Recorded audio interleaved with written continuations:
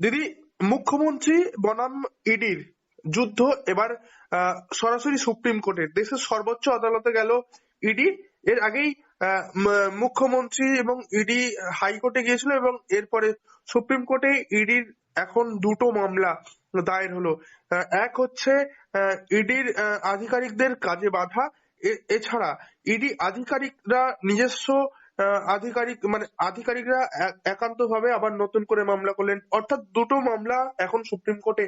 এই মামলার ভবিষ্যৎ কি, আইনজীবী হিসাবে কি বলবেন? নমস্কার, শুভ সন্ধ্যা আমার দর্শকবৃন্দ এবং তোমাদের কালপল ইউটিউবের চ্যানেলে। যে অনিমেষ, দেখো, এটা সাবজুডিস ম্যাটার। এখন ইডি আর আমাদের মুখ্যমন্ত্রীর বিরুদ্ধে যে মামলা দায়ের হয়েছে সেটা এখন এক সপ্তাহ বাদে তাদের বলা হয়েছে যে হলফনামায় তাদের উত্তর জানাতে ইডিকে, এবং নির্বাচন কমিশনকেও তাকে বলা হয়েছে যে হলফনামায় উত্তর দিতে। সব পার্টিসকেই বলা হয়েছে। তো সেইখানে বলা হচ্ছে যে যেভাবে বিজেপি এখানে ইডি মানে স্বৈরাচার করছে, রাজনৈতিক ভাবে বিদ্বেষ করছে, এবং এইভাবে যে মাননীয় মুখ্যমন্ত্রী মহিলা বলে যেভাবে কুৎসা রটাচ্ছে, এইটা কিন্তু ধোপে টিকবে না আসন্ন নির্বাচনে। কেন, নির্বাচন দেখে দেখে ওরা 6টা জায়গায় রেড করেছে, এবং কলকাতায় যে রেডটা করেছে সেটা পুরো প্রি প্ল্যান্ড ভাবে, এবং সেই তাতে বোঝা যাচ্ছে যে এইখানে রাজনৈতিক উদ্দেশ্য প্রণীত যে যে বিজেপি কর্মকাণ্ড করছে, ইডির দ্বারা, নির্বাচন কমিশন দ্বারা বিজেপির দালাল হয়ে রয়েছে, এবং এইভাবে যে কর্মকাণ্ডগুলো করছে তাতে কিন্তু নির্বাচনে 2026-এ আমার কথা মিলিয়ে নিও, দিদি আবার আসছে, বাংলা আবার জিতবে, এবং বেশি আসনে আরো দিদি শক্ত হাতে আমরা তাকে আবার প্রতিষ্ঠিত করব। দিদি, একেবারে সুপ্রিম কোর্টে ইডি যেটা স্পষ্ট করে জানাচ্ছেন যে মুখ্যমন্ত্রী কার্যত অনুপ্রবেশকারী হিসাবে তাকে চিহ্নিত করছেন ইডির আধিকারিকরা। বলপূর্বক ঢোকা হয়েছে এবং তাদেরকে যখন ওই কাজে বাধা দেওয়া হয়, পাল্টা ইডি যদি তার প্রতিবাদ করতো বা ইডি যদি ব্যবস্থা নিতে চাইতো, তখন নাকি ইডির আধিকারিকদের ওপরেই প্রাণনাশের মতো ঘটনা ঘটে যেতে পারতো।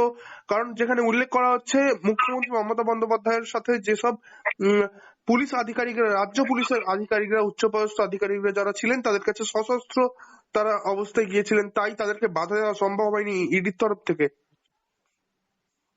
দেখো অনিমেষ, এটা একটা বাল্য সুলভ কথা। হ্যাঁ, দুধের শিশুর মতন কথা বলছেন তারা। কেন ভিডিওগ্রাফি করলো না কেন?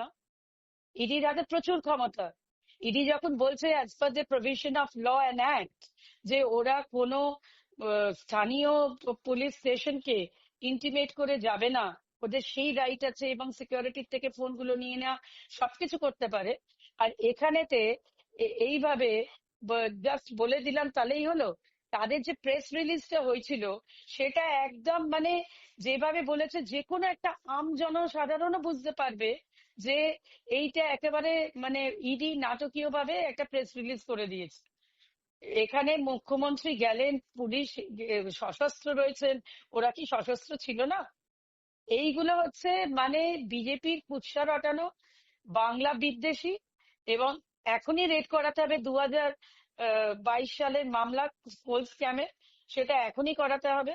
এইগুলো হচ্ছে মানে রাজনৈতিক উদ্দেশ্য প্রণীত বলেই এইগুলো হচ্ছে। নইলে এইভাবে হবে কেন? এখন নির্বাচন, আসন্ন নির্বাচনের সময় এর আগে হতে পারেনি? এর আগে ইডি এর ইনভেস্টিগেশনে এটাকে কনক্লুড করতে পারেনি? দিদি, আর তোমরা ইডি তো খুব ভালো সুপ্রিম জানো। কোর্টের কাছে আশঙ্কা করছেন, ইডি আধিকারিকরা বা ইডির তরফ থেকে জানানো হচ্ছে, আগামী দিনে পশ্চিমবঙ্গে যদি কোনো তদন্ত করে সুপ্রিম কোনো, যদি কেন্দ্রীয় তদন্তকারী সংস্থা তদন্ত করে, তাহলে বাংলায় আবারও এমন বিশৃঙ্খল পরিস্থিতি তৈরি হতে পারে। তার কারণে ইতিমধ্যেই সুপ্রিম কোর্টের কাছে সিবিআই তদন্তের আর্জি জানানো হয়েছে। দেখো, এই সব যে সেন্ট্রাল এজেন্সি বারবার মুক্তবে পড়েছে, ভৎসনায় পড়েছে সুপ্রিম কোর্ট, মহামান্য আদালতে, এবং অনারেবল হাইকোর্ট, বিভিন্ন হাইকোর্টের দ্বারস্থ হয়ে যখন তারা বলেছে, তারাও ভৎসনা হয়েছে। তারা হচ্ছে পুরো টিয়া পাখি, বিজেপি দালালি করছে, এইগুলোকে বিভিন্ন নিয়ে এরা আয়োজন করছে বলছে, কিন্তু পরিকল্পনা মাফিক করছে কনস্পিরেসি, কিন্তু সেই কনস্পিরেসি লেস হয়ে যাচ্ছে এবং টোটাল ফিউটাইল হয়ে যাচ্ছে। এইখানে কোনোভাবে তাদের দোপে টিকছে না।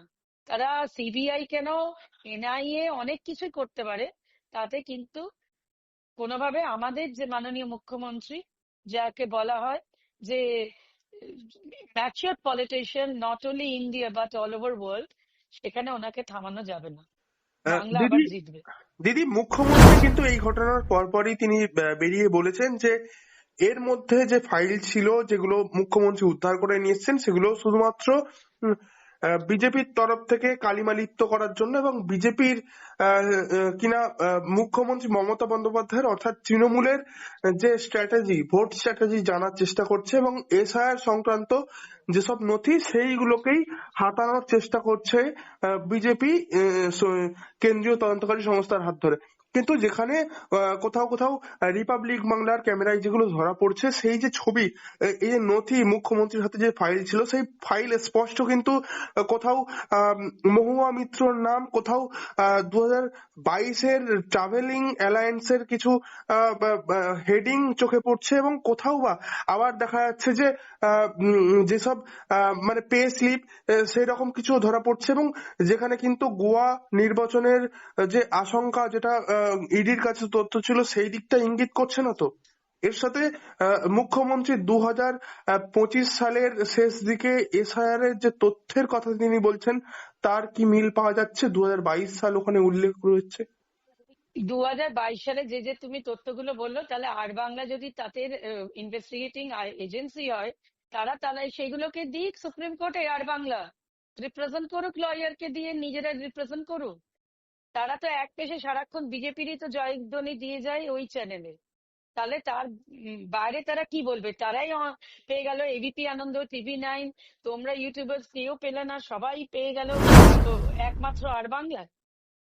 এটা তো তাদের উদ্দেশ্য প্রণীত ব্যাপার, যে যেখানে তারা আর বাংলা এইগুলোকে বলছে যে আমরা এটা পেয়েছি ওটা পেয়েছি, তাহলে তারা সুপ্রিম কোর্টে মুভ করুন by filing an affidavit. Who stopped them? Who prevented them? ঠিক, অবশ্যই। অর্থাৎ তাহলে দুধ কা দুধ পানি কি পানি চলে আসবে। অর্থাৎ why যদি they এইরকম why they তথ্য, are publishing, why they publishing in media? ঠিক গদি মিডিয়া হলে হবে না। ঠিক গদি অর্থাৎ মিডিয়া কিনা আজকে উঠে আহ, গেছে। অর্থাৎ কিনা কিছু সংখ্যক সংবাদ মাধ্যম যারা এই কথা বলছেন বা রিপাবলিক বাংলায় যেসব দেখানো হচ্ছে সেই বিষয়ে যদি কোনো স্পষ্ট অভিযোগ থাকে অবশ্যই তারা কোর্টে যেতে পারেন, এটাই আপনাদের হ্যাঁ, মতামত। নিশ্চয়ই ঠিক। নিশ্চয়ই।